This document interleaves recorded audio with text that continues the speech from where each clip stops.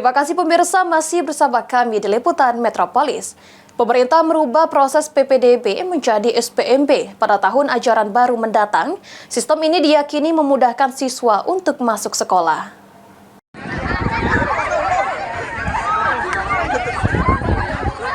Dikemukakan Wakil Ketua Komisi 10 DPR RI, Maria Yohana Esti Wijayati. Perubahan sistem dari PPDB ke SPMB telah dilakukan pembahasan di Komisi 10 DPR RI.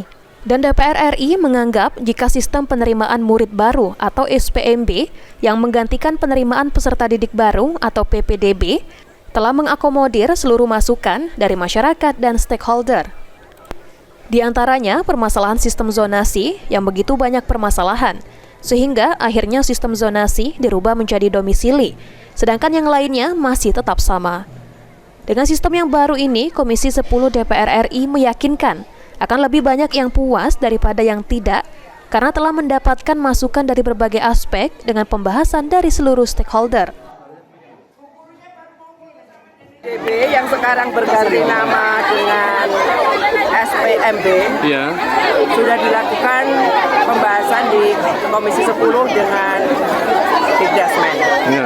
Dan kami beranggapan sistem baru yang akan dilakukan ini sudah mengakomodir sekian banyak masukan dari masyarakat maupun dari stakeholder. Nanti sistemnya menyulitkan masyarakat untuk masuk sekolah nggak itu, Bu? Sangat tidak, karena begitu banyak pintu untuk bisa masuk.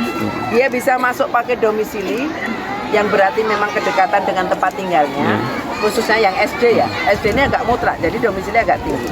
Yang miskin juga prosentasenya naik, miskin dan disabilitas. Jadi yang tidak mampu juga akan ditampung di situ.